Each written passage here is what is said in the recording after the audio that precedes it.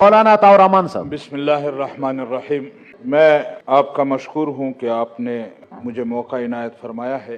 गुजारिश ये करना चाहता था कि गुज़श्ता 2-3 दिन से सवात में एक मरतबा फिर दहशतगर्दी की एक लहर आई है, जिसके नतीजे में छोटे बच्चे, स्कूल के बच्चों की वैन पर फायरिंग होती है और उसमें एक बंदा शहीद हो जाता है। हैरान हूँ कि क्या एक मरतबा फिर सवात को गुज़श्ता माजी के हालात की तरफ धकेला जा रहा है। और मैं साथ साथ अर्ज करता चलूँ कि सिर्फ सवात तक महदूद नहीं है ये बात। इस वक्त पूरे KPK में डेरा इस्माइल खान और टांग से लेकर सवात तक मुख्तलिफ ऐसे हालात रूनुमा हो रहे हैं और एक मरतबा फिर वही मखलूक जा बजा नज़र आ रही है, बल्कि देहातों में, ज़िलों में, शहरों में, तहसीलों में नज़र आ रही है, जो एक ज़माना पहले नज़र आती थी और जो हालात ख़राब करते थे।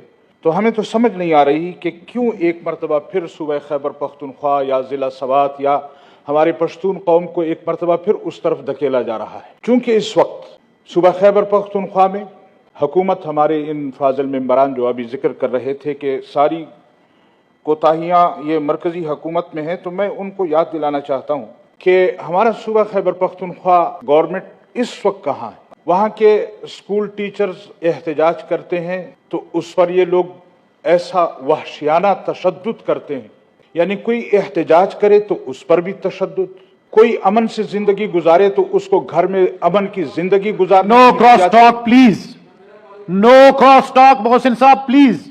दोनों को कह रहा हूं सुन ले प्लीज। एक ये नहीं है, ये अभी भी वही दहशतगर्दी कर रहे हैं हजरत, कि यहाँ कोई अमन के हवाले से बात भी ना कर सके। अगर कोई अमन के हवाले से बात करेगा तो फिर ये शोर करेंगे जी। तो इस तरह नहीं होना चाहिए। अभी हमारे लीडर ऑफ द अपोजिशन जो है वो फरमा रहे थे कि इनकी वजह से, मरकज़ की वजह से हालात ख़राब हैं। मैं ये अर्ज़ करना चाहता हूँ कि गुज़श्ता 3-4 साल जो आपकी हुकूमत रही है, जिसमें मुल्क की माशी सूरत हाल जहाँ दिगरगू हुई है, वहाँ हमारे अमन के हालात भी दिगरगू हुए हैं। और फिर सूबा खैबर पख्तूनख्वा में तो ख़ासकर पिछले 8-9 साल से आपकी हुकूमत है और आज ज़िला सवात में इतना सब कुछ होने के बावजूद हमारा वज़ीर आला, जो खुद सवात का रहने वाला है, इतनी तकलीफ नहीं हुई कि वहां जा सके।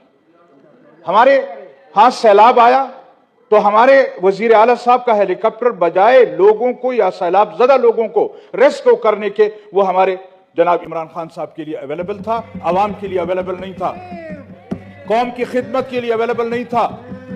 ये नहीं खिदमत कर रहे कौम की, तो लिहाजा ये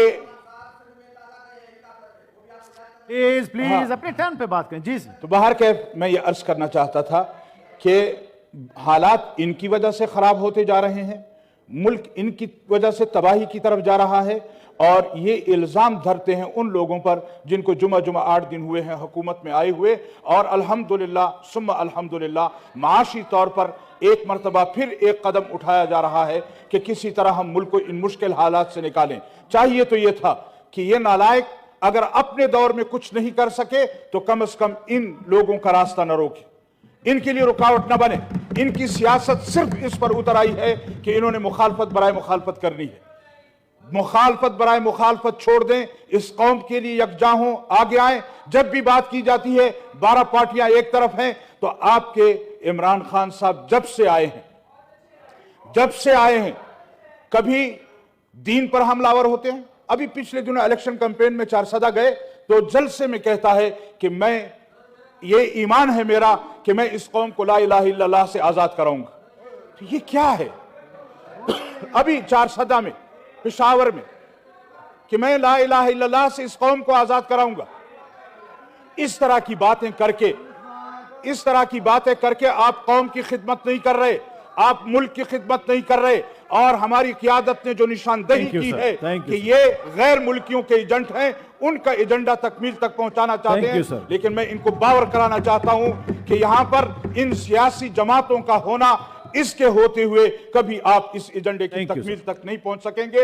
एक मरतबा मैंने पहले भी कहा था कि हम आप लोगों का जनाजा पढ़ चुके हैं, इस मुर्दे घोड़े में अब फिर सांस नहीं डाली जा सकती। Order number